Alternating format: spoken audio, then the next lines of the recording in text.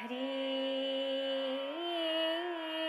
ओम, हरि ओम,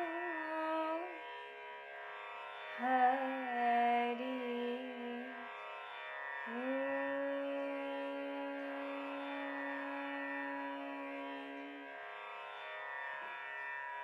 स्वस्ति श्री गणेशाय नमः। श्री सरस्वते नमः। श्री श्री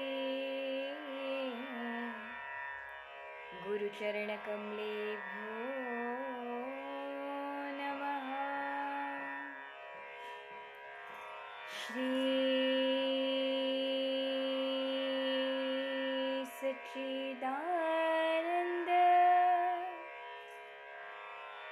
परम ब्रह्म रामचंद्राय नमो नमः।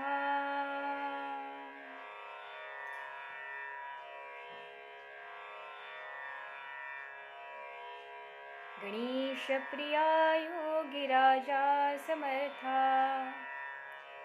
महातापसी पूर्णवाद प्रणेता दया पावना पूर्णिमा पूर्णचंद्रा नमस्कार माझा श्री सद्गुरु रामचंद्रा। नमस्कार माझा श्री विष्णु महाराज चरणा।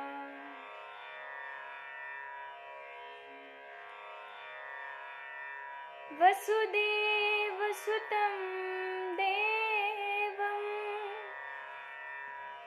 कंसचाणूरं मर्दनं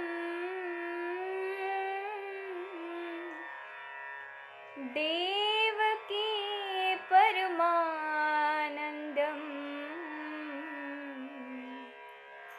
कृष्णं वन्दे जगद्गुरु। कृष्णं वन्दे जगद्गुरु।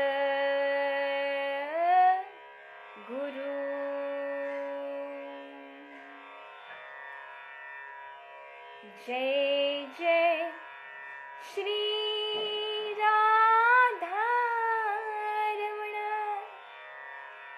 जय जय नवल किशोर।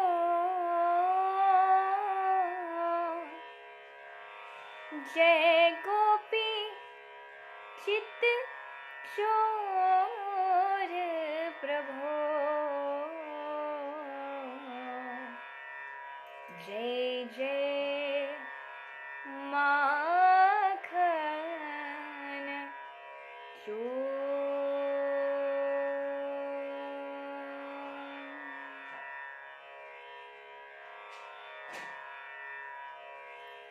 धर्माच्या करिता आम्हासी जगती रामाने धाडियले। ऐसे जाणुनी राम भक्ती करिता ऐश्वर्य हे लाभले। आता धर्म सख्या तुझ्या पुढतिया नम्रत्वतेने असे। इच्छा होनी मानसी तरी हा देह तुझासे। सियावल रामचंद्र भगवान की, गोपाल कृष्ण भगवान की, श्री सद्गुरुनाथ रामचंद्र महाराज की जय। श्री सद्गुरुनाथ विष्णु महाराज की जय। श्री गुरुदेव दत्त मंगलमूर्ति मोरया पूर्णवाद की जय। बुद्धिदाता महान मंगल श्री गणेश, विद्या स्वरूपिणी आई सरस्वती, श्रीमद भागवताचे प्रणेते श्री शुकदेवजी महाराज, श्रीमद भागवताचे रचयिते निर्माते,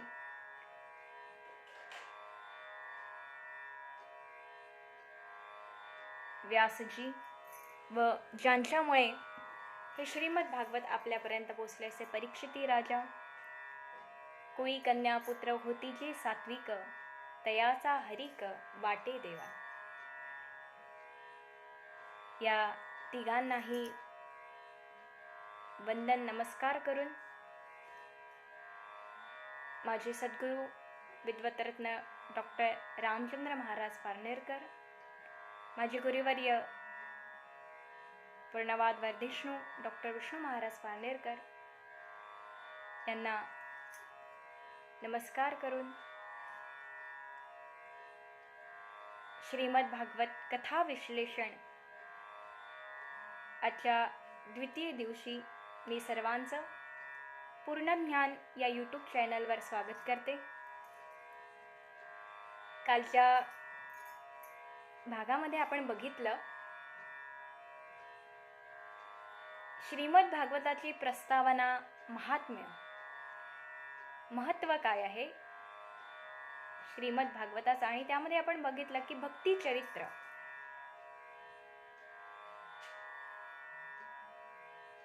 भक्तीचे जे दोन पुत्र आहेत ज्ञान आणि वैराग्य, यांना जागृती अवस्था मिळवून देण्याकरता श्रीमद भागवताचं पठन करण्यात आलं.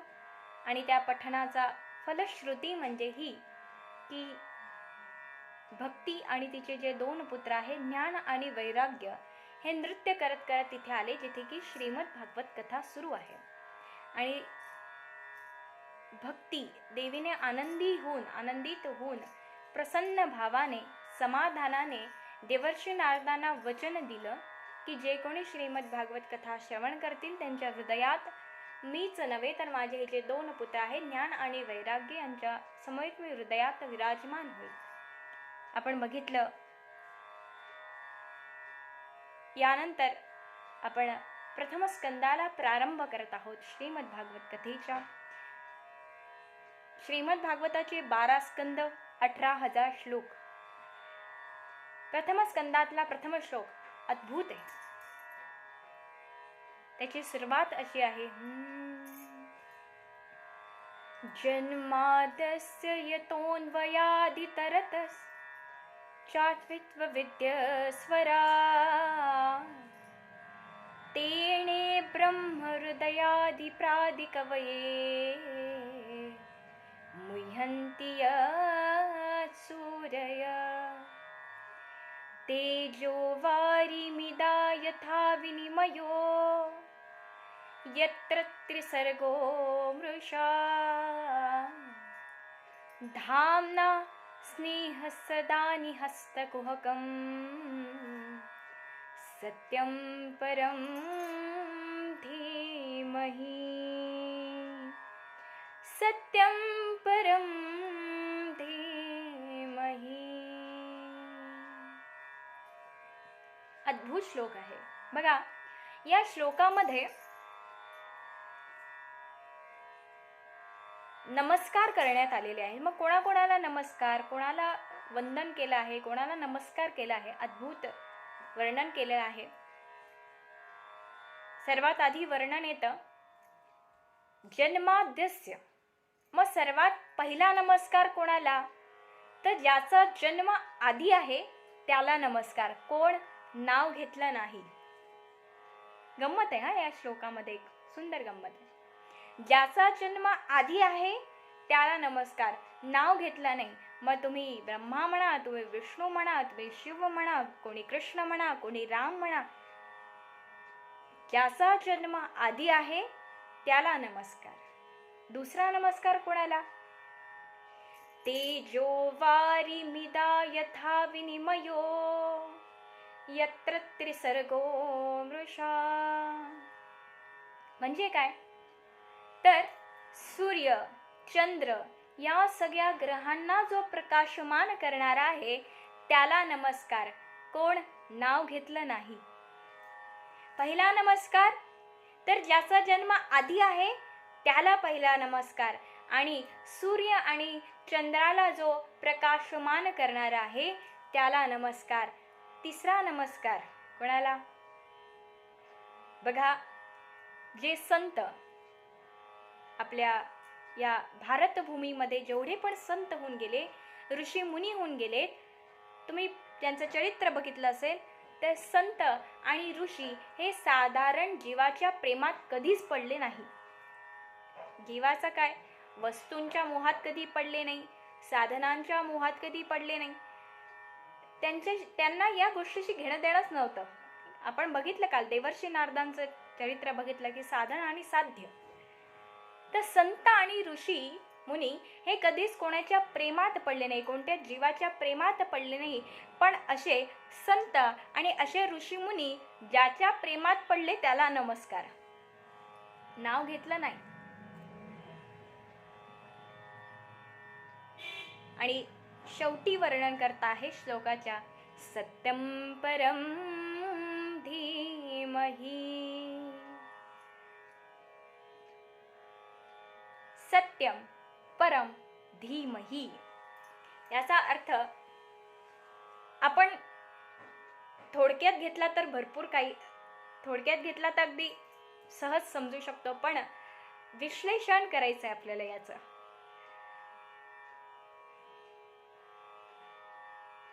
बघा, देवाचा अभ्यास करायचा असेल, श्रीमद भागवत कथेचे पत्रिका छापण्यात येतात, बॅनर छापण्यात येतात आणि त्यामध्ये सुंदर लिहिण्यात येतं. काय लिहिण्यात येतं? अखंड हरिनाम सप्ताह. अखंड हरिनाम सप्ताह. आता बघा किती गंमत आहे यामध्ये. काय गंमत आहे हो?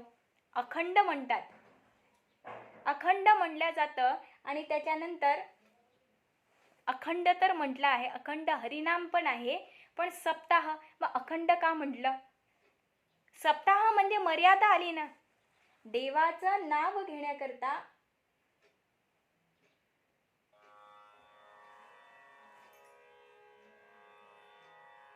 इकडे अखंड पण म्हटलं आणि इकडे सप्ताह पण म्हटलं. देवाचं नाव घेण्याकरता मर्यादा नाहीये. त्या देवाचा अभ्यास करण्याकरता 7 दिवस काय, 7 जन्म जरी गेले, 7 जन्म तर उलट तर आपण त्या देवाची कृतज्ञता भाव अर्पण करण्यातच जातील की देवा तू एवढं सुंदर मला जीवन दिलं. आणि त्याच्यानंतरचे 7 जन्म हे देवाला ओळखण्यात जातील आणि त्याच्यानंतरचे 7 जन्म देवाच्या कृपेची अनुभूती घेण्यात जातील, असे नाही का? म्हणून तर तुकाराम महाराज म्हणतात ना काय, की देवा कितीतरी जन्म दे, कशा करता? तुला ओळखण्याकरता, तुझ्या कृपेची अनुभूती घेण्याकरता. त्यामुळे विश्लेषण बघा, कथा तर 7 दिवसात परिपूर्ण होते, पण या एक एक शब्द कथेतले जाणून घ्यायचे, त्याच्यातला मर्म जाणून घ्यायचा आहे आपल्याला. सत्यम परम धीमहि. बघा, सत्य म्हणजे ज्ञान. सत्य म्हणजे ज्ञान. सत्याचं ज्ञान होणं आवश्यक आहे. आणि परम म्हणजे सत्यम परम. जर का सत्य ज्ञान असेल तर परम म्हणजे धर्म आहे. धीमहि. मग धीमहि काय आहे?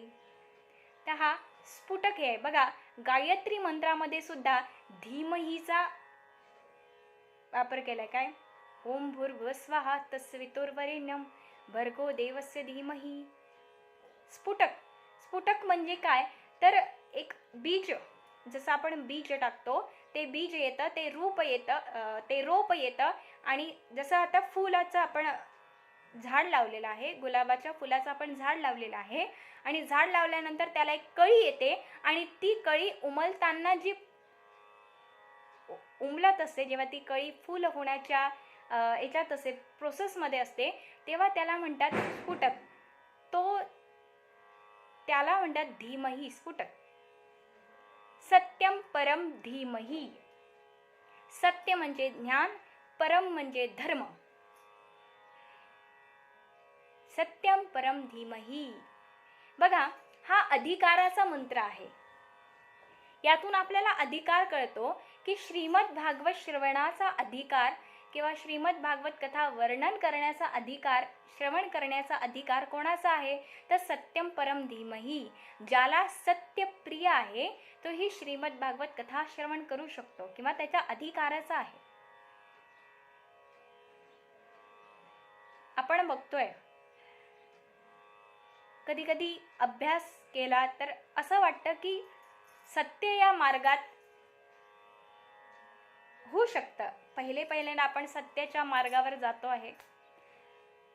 खूप अडचणी येतात, खूप समस्या येतात, खूप दुःख येतं. पण एक गोष्ट मात्र निश्चित, ते सत्य आहे. सत्याचा जरी पहिल्यांदा असं वाटत असलं की आपल्या इथे हारच होते, आपण इथे जिंकत नाहीये, पण शेवटी सत्य आहे. सत्य हे आपल्याला जिंकवणारच. सत्य आहे ते शेवटी अटल आहे. आपण कालही बघितलं की देवाचं स्वरूपाचं वर्णन करण्याकरता सर्वात आधी सत्य झालं. सत म्हणजे सत्य. जरी सत्याच्या मार्गावर चालताना असं वाटत असलं की खूप समस्या आहे, खूप दुःख आहे सत्याच्या मार्गावर चालताना, पण ते सत्य आहे.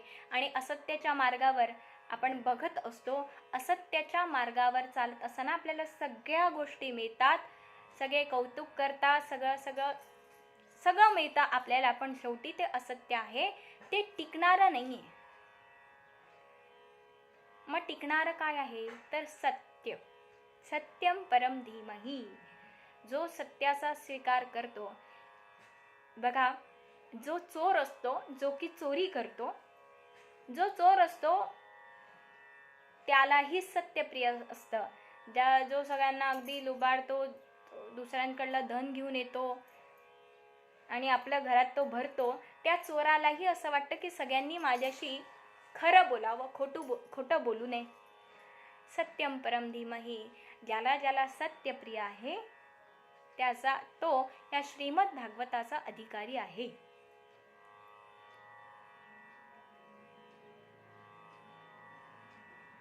अशा प्रकारे वर्णन करताना त्यानंतर कथा अशी येते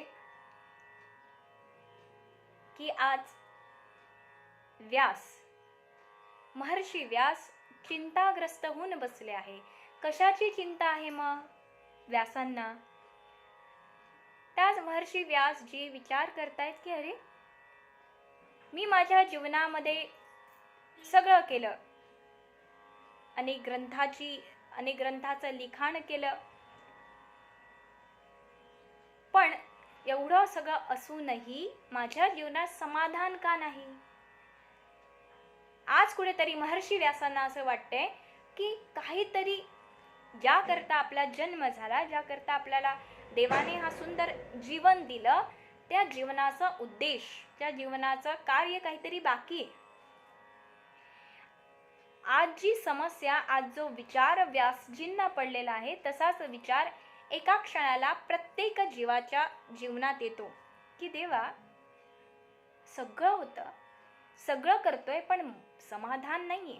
अजूनही विचारून बघा आपल्या मनाला की मी समाधानी आहे का? मी सगळं करतोय, खूप पैसा कमवत आहे, सगळं मिळवलं, माझं कुटुंब सुखी आहे, सगळं आहे, पण मी समाधानी आहे का? एका ठिकाणी खूप सुंदर वर्णन केलं आहे की मनुष्याने 2 प्रश्न आपल्या स्वतःला नक्की विचारले पाहिजे. कोणते? मी कोण आणि कशासाठी येथे आलो? मी कोण आहे? सगळ्यांना तुम्ही नावानी सांगाल की मी, जसं की माझं नाव वैष्णवी आहे, मी कोण? ठीक आहे, माझं एक नाव झालं, नाम में क्या रखा है, आपण म्हणतो पण गमतीने, पण वैष्णवी नावाच्या, पूर्ण नावाच्या या जगामध्ये अनेक मुली असतात, पण मग माझी खरी ओळख काय? या सगळ्याचा अभ्यास करणं की मी कोण आणि कशासाठी येथे आली, मी कशासाठी येथे आली. एक सुंदर उदाहरण सांगते. हे उदाहरण माझ्या जीवनात जेव्हा मी ऐकलं आणि त्याच्यानंतर माझ्या जीवनाचा मी जे जीवन जगत होती त्या जीवनाचा बघण्याचा दृष्टिकोन माझा बदलून गेला. खूप सुंदर उदाहरण आहे. एक वाघीण आपल्या पिल्लाला घेऊन जंगलात जाते. एक वाघीण आपल्या पिल्लाला घेऊन, ते वाघिणीचं पिल्लू घेऊन जंगलात फिरतेय. अचानक काय होतं, तिचं पिल्लू, त्या वाघिणीचं पिल्लू आणि ती वाघीण रस्ता विसरते. आता ते वाघिणीचं पिल्लू छोटूसं असतं, आपल्या आईच्या शोधात असतं. त्याची नजर आईकडे असते की आई कुठे भेटेल का, आई कुठे भेटेल का. ते आपल्या आईला शोधत शोधत शोधत शोधत अशा ठिकाणी पोचतं की जिथे बकऱ्या चरत असतात. आता हा जो बकऱ्या पाळणारा मनुष्य आहे तो त्या वाघाच्या पिल्लाला बघतो आणि भिलेला आहे, ते घाबरलेलं आहे. ते वाघिणीचं पिल्लू, तो बकऱ्या पाळणारा विचार करतो की अरे हे तर वाघिणीचं पिल्लू आहे, वाघाचं पिल्लू आहे, घाबरलेलं आहे. एक काम करू, आपण याला आता तर हे काही करणार नाही, आता याला आपल्या घरी घेऊन जाऊ आणि त्याला मोठं करू आणि सर्कसीत विकून खूप आपल्याला पैसा मिळेल, असा उद्देश ठेवून तो बकरी पाळणारा मनुष्य त्या वाघिणीच्या पिल्लूला, त्या वाघाच्या पिल्लाला घेतो आणि आपल्या घरी आणतो. आता जो बकऱ्या पाळणारा माणूस आहे, जसा बकऱ्याला हा बांधतो, बकऱ्यांना बांधतो, तसा आता हा वाघाच्या पिल्लालाही बांधतो. आता जशा या बकऱ्या चारा खातात तसं हे पण वाघाचं पिल्लू चारा खायला शिकले. संगतीचा परिणाम. जसा या बकऱ्या म्या म्हणताय तसं हे वाघाचं पिल्लू देखील म्या म्हणायला शिकले. दिवसामागून दिवस जायला लागले आणि बकऱ्यांना चारण्याकरता जंगलात गेलेले आहे दररोज प्रमाणे. चरता चरता एक वाघ त्या जंगलामध्ये येतो आणि त्या वाघाचा डरकाईचा आवाज जेव्हा त्या मनुष्याच्या कानी पडतो, तो मनुष्य धावायला लागतो, बकऱ्याही धावायला लागतात, इकडे तिकडे इकडे तिकडे पळतायत, म्या म्या करतायत. हे जे वाघाचं पिल्लू आहे त्याला कळत नाहीये की हे का पळतायत. ते पण पळायला लागतं, म्या म्या करायला लागतं, म्या म्या शिकलंय शेवटी. बकऱ्यासारखं हे पण पळतंय, कारण बकऱ्या पळतायत, हे पण पळतंय, पळताय पळताय. पण हे सगळं बघतो मोठा वाघ की अरे हे तर माझं पिल्लू आहे, मग माझ्या आवाजाने, माझ्या एका डरकाईने हे का पळतंय, असं समजून तो वाघ समोर जातो. तो मोठा वाघ समोर जातो, पिल्लाला घेतो आणि एका तळ्याकाठी आणतो आणि त्या तळ्याकाठी आणल्यावर त्या पाण्यात दाखवतो की अरे बाबा, मी जसा आहे तसा तू आहे, मी जसा दिसायला आहे तसा तू आहेस.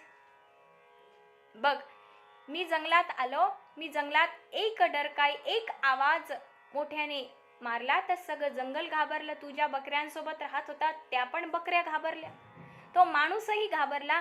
तू का घाबरतोय? अरे तू तर माझं पिल्लू आहे, तू तर माझ्यासारखा आहे, माझ्यासारखा दिसतोयस तू.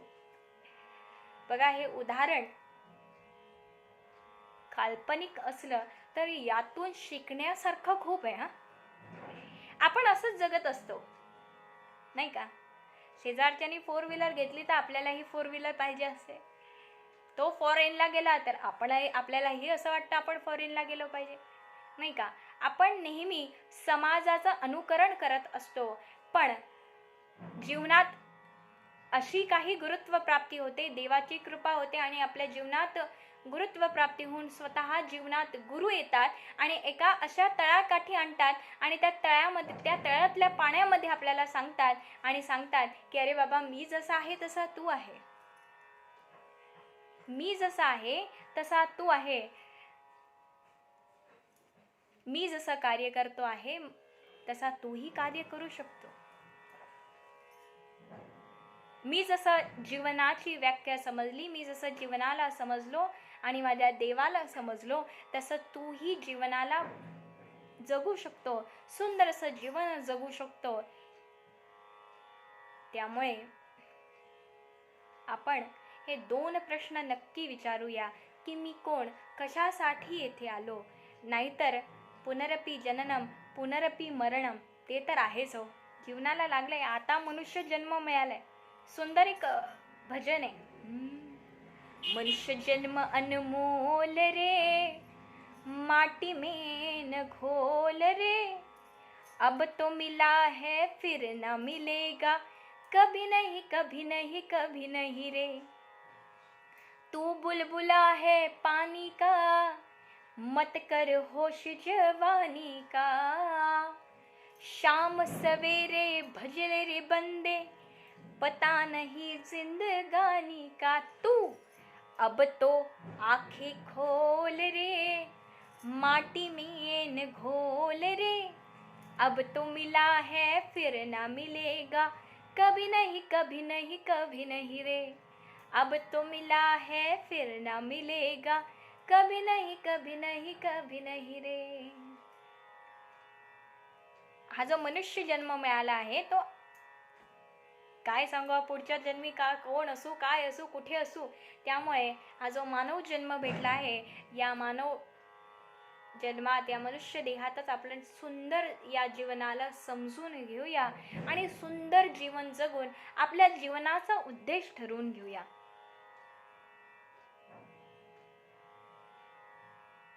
यशशास्त्रामध्ये एक सुंदर वाक्य आलेलं आहे। ते वाक्य म्हणजे असं आहे की जीवन जगत असताना ध्येयाची प्राप्ती न होणे ठीक आहे, हे दुःख नाहीये की आपल्याला आपण जे ध्येय ठरवलं आहे, जे आपले स्वप्न आहेत ते पूर्ण नाही झाले तर काही हरकत नाही, पण जीवनात स्वप्न किंवा ध्येयच नसणं ही सगळ्यात मोठी जीवनाचं दुःख आहे की जीवनात ध्येयच नाहीये, स्वप्न नाही, जगायचं म्हणून जगणं चाललंय। जीवनात ध्येय, स्वप्न, गुरुमाऊली म्हणतात की स्वप्न ध्येय तर ठीक आहे, पण गुरुमाऊलींनी एक सुंदर सांगितलं आहे की जीवन जगत असताना प्रत्येक दिवशी काहीतरी संकल्प घेतला पाहिजे आणि तो संकल्प त्याच दिवशी पूर्ण करायचा आहे आणि पुन्हा दुसऱ्या दिवशी म्हणजे दररोज एक एक संकल्प घ्यायचे की नाही देवा, छोटे छोटे संकल्पापासून आपण सुरुवात करायची। नाही देवा, आज ना मला हा संकल्प घ्यायचा आहे आणि तो पूर्ण करायचा। मग कसा तो पूर्ण होईल, तर उपासनेने। उपासना करताना बघा, तुम्ही बघा कोणत्याही पूजेची सुरुवात करताना जे ब्राह्मण असतात, जे पूजाविधी सांगत असतात ब्राह्मण, ते आपल्या हातावर अक्षदा देतात आणि संकल्प घ्यायला सांगतात। मग त्या संकल्पामध्ये काय काय असतं, आपल्या नावाचं, आपलं नाव घेतलं जातं, आपलं गोत्र, आपलं सगळं घेतलं जातं आणि तो संकल्प घेतला जातो। कशासाठी, कारण संकल्प घेतल्याशिवाय कोणत्याच पूजेला प्रारंभ होत नाही। म्हणून जीवन जगत असताना प्रत्येक दिवसाचा आपण संकल्प घेतला पाहिजे, मग तो पूर्ण करणं। अब सौंप दिया इस जीवन को, सब भार तुम्हारे हाथों है, पण संकल्प आपल्याला घ्यायचा आहे। म्हणून जीवनात ध्येय, मी कोण, कशासाठी इथे आलो, हाच प्रश्न आज व्यासजींना पडला आहे की मी कशासाठी इथे आलो। अनेक ग्रंथ लिहिलेत पण तरी मनाचं समाधान अजून लाभलेलं नाही। हे समाधान मिळवणं महत्वाचं आहे। समाधानी नाही आहोत आपण आज, बघूया, विचार करूया जीवनाचा की किती समाधानी आहोत आपण। कधीतरी म्हटलंय का, मी कालही म्हटलं तुम्हाला की कधीतरी देवाला म्हटलंय का की देवा, हे जे तू सुंदर जीवन मला दिले, मी समाधानी आहे बाबा, जशा स्थितीत आहे ना। ठेविले अनंते तैसेची राहावे, चित्ती असू द्यावे समाधान। समाधान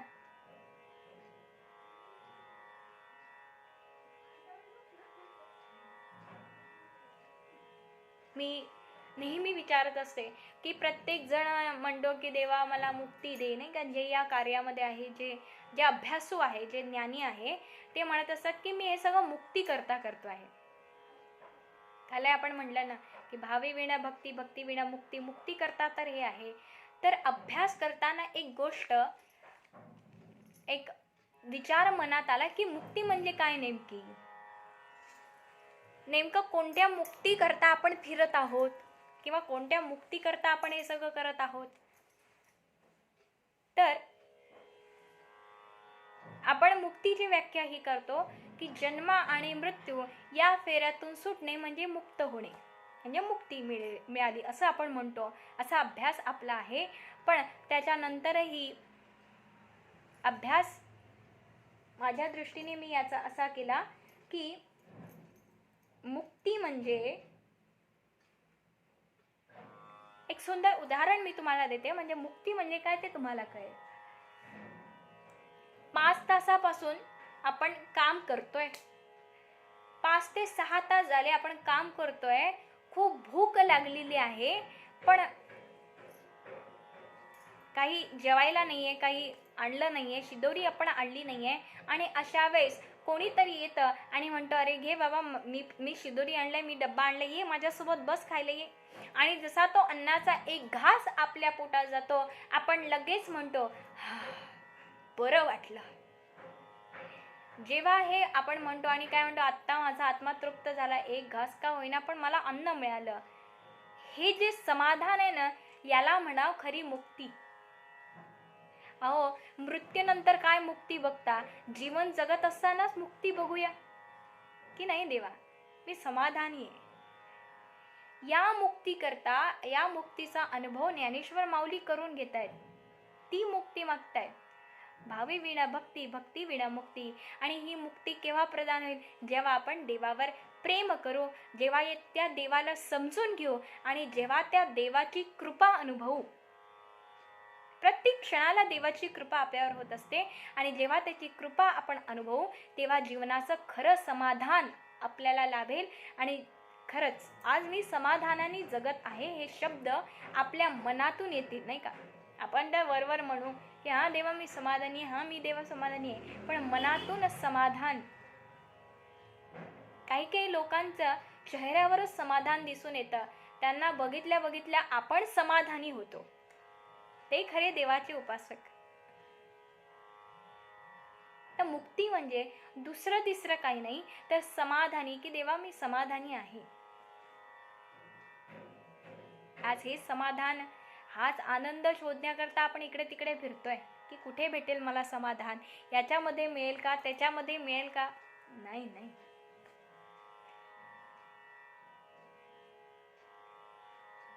व्यासजी विचार करतायत, तेव्हा विष्णू वैकुंठात बसले असताना देवर्षी नारदांना बोलवतात आणि म्हणतात, देवर्षी नारद मुनी जा, आता महर्षी व्यासांना योग्य तो मार्ग दाखवण्याची वेळ आलेली आहे.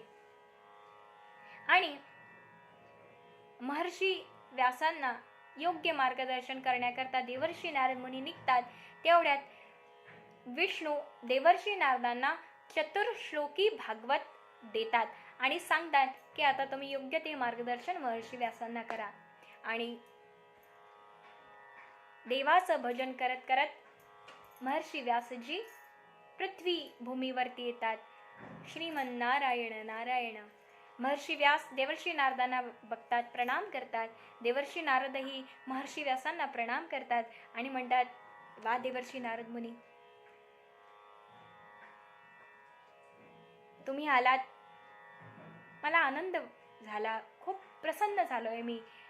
पण देवर्षी नारद मुनी महर्षी व्यासांना म्हणतात की ठीक आहे, तुम्ही आनंदी झाला असं तर काही दिसत नाहीये. म्हणे कस काय? म्हणे तुमच्या चेहऱ्यावर दिसते की तुम्ही कसल्या तरी चिंतेत आहात. म्हणे अगदी बरोबर. देवर्षी नारद मुनी म्हणतात की तुमची जी चिंता आहे ती मला कळली आहे, पण एक गोष्ट सांगू इच्छितो. म्हणे काय? बघा, जो देवाचा उपासक असतो ना, जो देवाचा एका गुरुचा शिष्य असतो आणि जो देवाचा उपासक असतो, तो कधी चिंता करत नाही, तो चिंतन करतो. कारण चिंता हा कोण करतो? साधारण जीव. पण तुमच्या जीवनात तर नामस्मरण आहे, तुमच्या जीवनात उपासना आहे, तुमच्या जीवनात ज्ञान आहे. मग असं सगळं असताना सुद्धा तुम्ही चिंता करत आहात. नाही, व्यासजी विचार करा. काय विचार करा? चिंतन करा. कसलं चिंतन करा? तर हे चिंतन करा की महर्षी व्यासजी, तुम्ही आत्तापर्यंत लिहिलं, एका पत्नीने पतीशी कसं वागायचं, पतीने पत्नीशी कसं वागायचं, एका भावाने बहिणीशी कसं वागायचं, एका पुत्रीने मातेशी कसं वागायचं, पुत्राने मातेशी कसं वागायचं, हे सगळं सगळं सगळं तुम्ही लिहिलं महर्षी व्यासजी. पण आत्तापर्यंत तुम्ही त्या देवाने घेतलेल्या 24 अवताराचं वर्णन कुठेतरी केलंय का हो? माझ्या त्या देवाने एवढे सुंदर अवतार घेतले, 24 अवतार, एक अवतार नाही, 24 अवतार घेतले. त्या 24 अवताराचं वर्णन तुम्ही कुठेतरी केलंय का हो? महर्षी व्यासजींना लगेच कळलं, देवा, हात जोडले आणि क्षमा याचना मागितली की हे देवा, आतापर्यंत माझ्या काही गोष्ट लक्षात नाही यावी की मी कुठेच तुमचं हे वर्णन केलं नाही. देवर्षी नारद मुनी म्हणतात की व्यासजी, ठीक आहे, आता तर कळलंय ना तुम्हाला. आता तुम्ही त्या 24 अवताराचं वर्णन करावं अशी इच्छा आहे प्रभूंची. आणि ते चतुर्श्लोकी भागवत देवर्षी नारद मुनी महर्षी व्यासांना देत आहेत.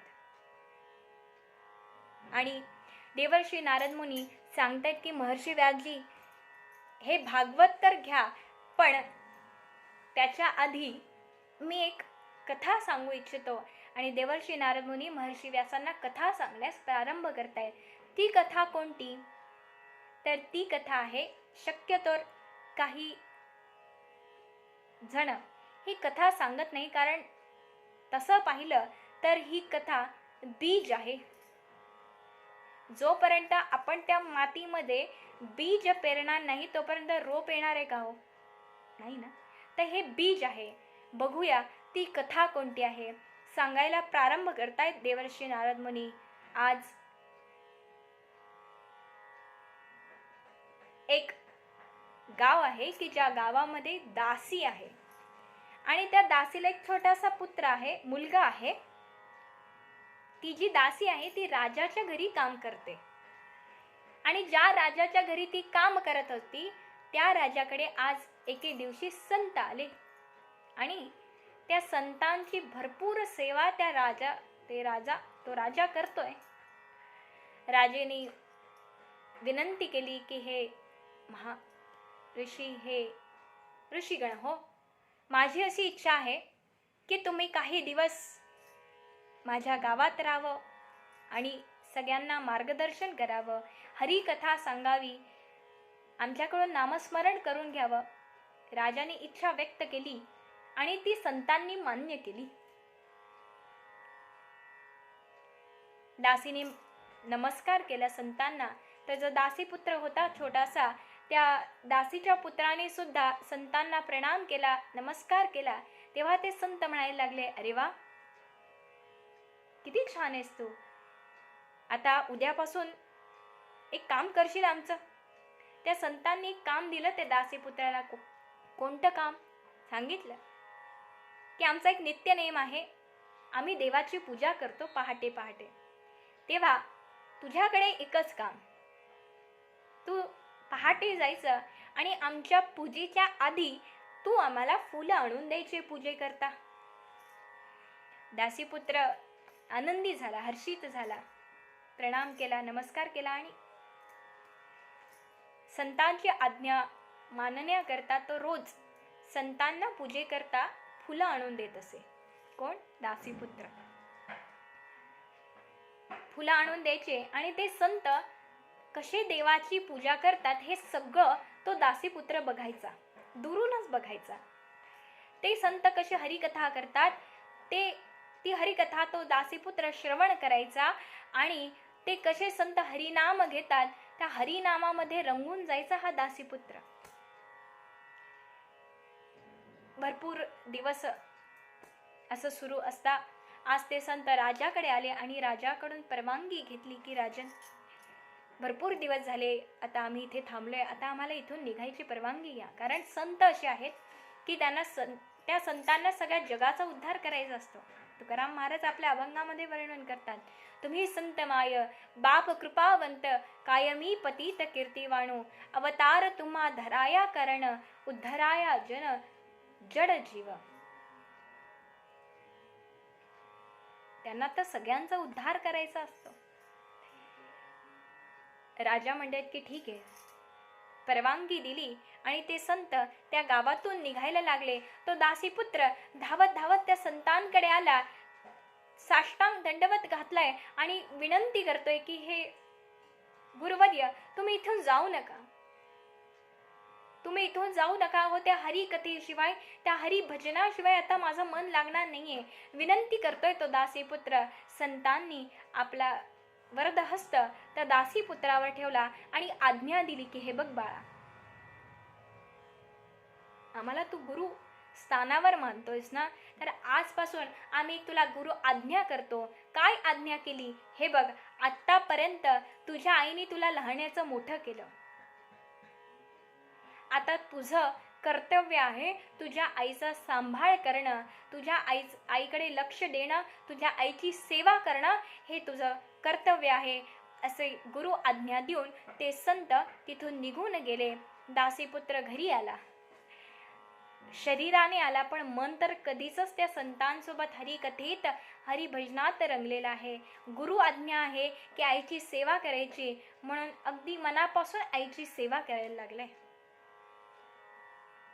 एक दिवस ती दासी गाईच्या गोठ्यामध्ये काम करत असताना सर्पदंशाने त्या दासीचा मृत्यू होतो. सर्पदंशाने त्या दासीचा मृत्यू होतं. जसं हे त्या दासीपुत्राला कळतं, दासीपुत्र धावत धावत येतो. आपली आई मरणावस्थेत पाहून आज तो दासीपुत्र एका जागी बसलेला आहे.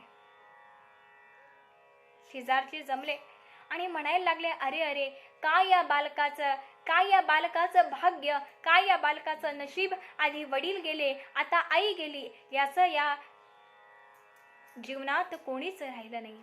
अरे अरे, काय या भाग्य आहे या दासीपुत्राचं, आता याचं जीवनात कोणी राहिलं नाही. असे जसे शब्द त्या दासीपुत्राने ऐकले तसा ताडकन उठले, आपल्या आईला घेतलं आणि म्हणतायत की जरी माझ्या या जीवनात कोणी राहिलं नसेल, कोण म्हणतं माझ्या या जीवनात कोणी नाही, माझ्या या जीवनात माझा देव आहे. आपल्या आईला घेतलं, अंत्यसंस्कार केला आणि आता त्या संतांच्या शोधात तो दासीपुत्र निघाला आहे की ज्या संतांनी हरी भजनामध्ये त्याचं मन रंगून टाकलेलं आहे. शोधतोय तो दासीपुत्र. एका गावी सुंदरशा नदीच्या काठी त्या संतांची भेट झाली. प्रणाम केला संतांना आणि सांगितलं की हे गुरुवर्य, तुम्ही जी मला आज्ञा केली होती की आईची सेवा मी करावी, मी मनापासून माझ्या आईची सेवा केली, पण सर्पदंशाने माझ्या आईचा मृत्यू झाला.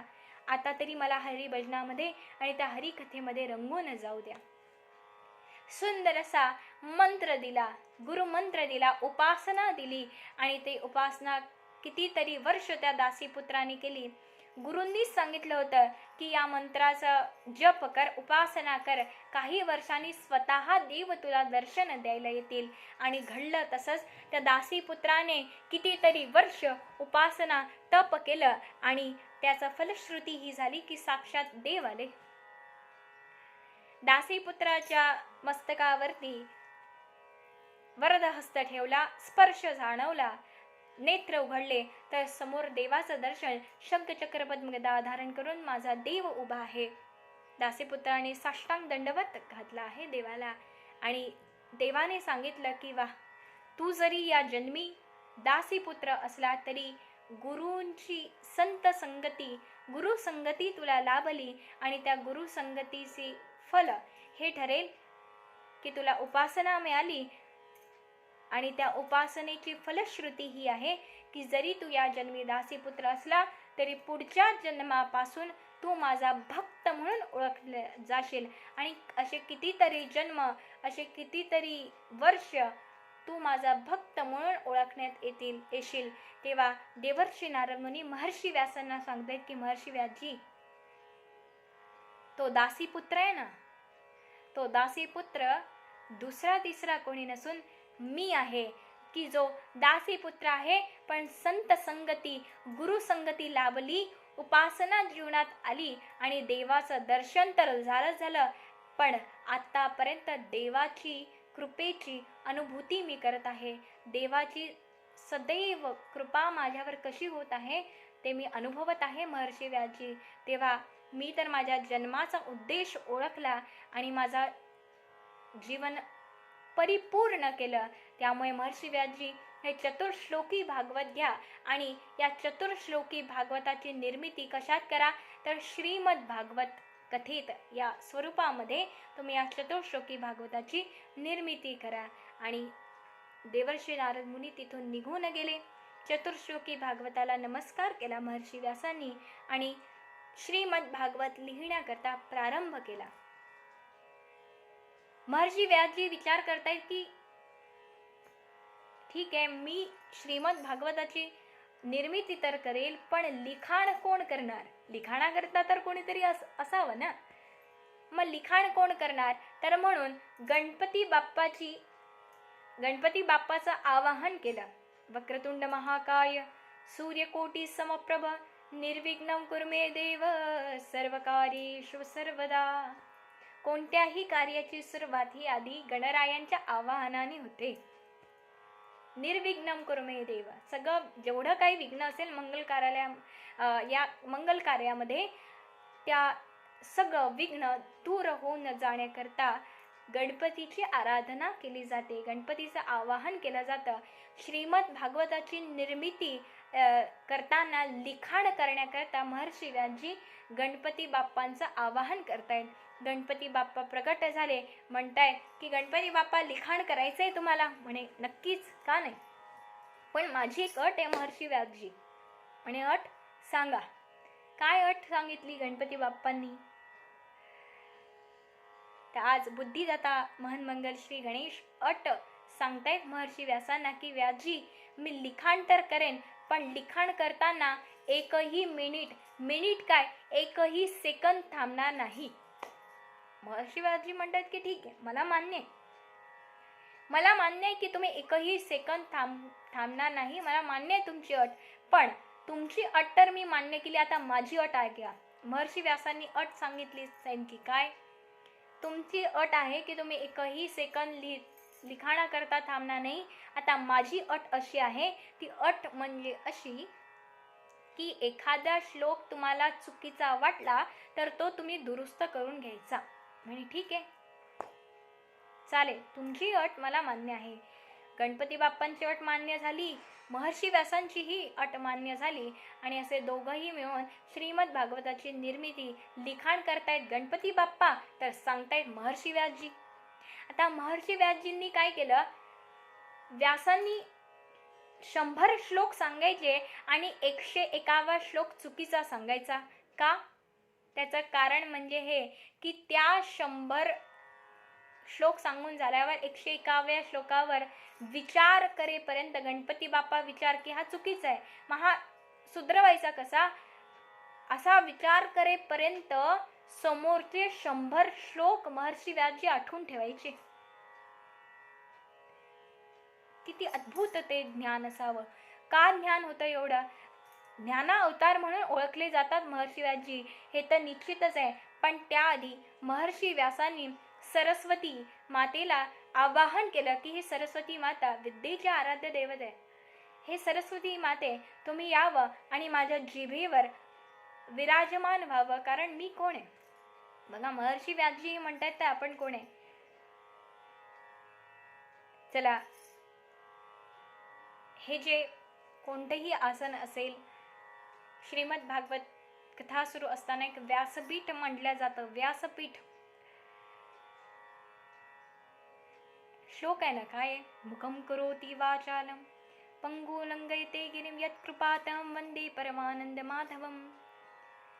त्याची एकदा कृपा झाली तर लंगड्यालाही पाय फुटतात, जो मुका असतो त्यालाही वाचा येऊन जाते, अशी त्याची कृपा आहे. सरस्वती माता म्हणजे विद्या देणारी आहे, आणि अशा सरस्वती मातेचं आवाहन महर्षी व्यासजी करतायत.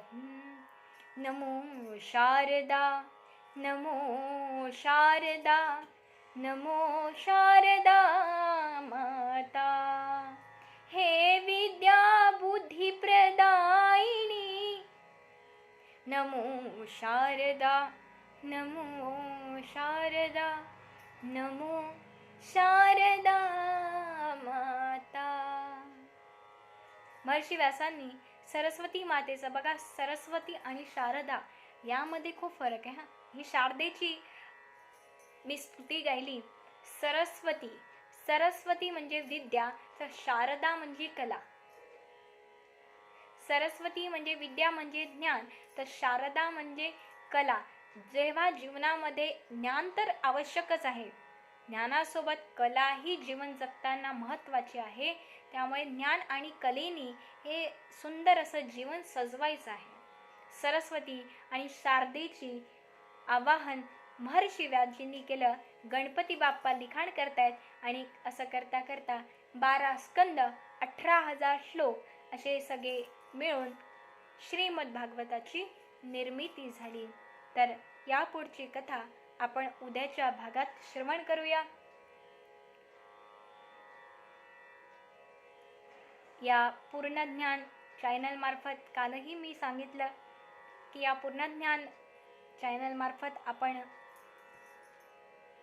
हा एक सुंदर, असं नाही की हे 7 दिवसातच संपणार आहे. मी सांगितलं पहिल्यांदाच सुरुवात मी केली की देवाची कथा, देवाला जाणायचं असेल तर 7 दिवस तर फार कमी आहे. आयुष्यही आपलं फार कमी आहे. त्यामुळे हा अभ्यास माझ्याकडून गुरूंनी करून घ्यावा, माझ्या देवाने हा अभ्यास माझ्याकडून करून घ्यावा. तुम्हीही जास्तीत जास्त प्रतिसाद देऊन या पूर्ण ज्ञान चॅनलला अवश्य भेट द्या अशी विनंती मी आपल्या सर्वांना करते आणि इथेच थांबते. वंदे जननी भारत धरणी सस श्यामला प्यारी. नमो नमो सब जग की जननी कोटि कोटि सुतवारी. मंगल करणी संकट हरणी दारिद्र्य हर विज्ञान वितरणी. ऋषि मुनि शूर जनों की धरणी हरती भ्रमतम भारी. वंदे जननी भारत धरणी सस श्यामला प्यारी. सस श्यामला प्यारी. सस श्यामला प्यारी. भारत माता की जय.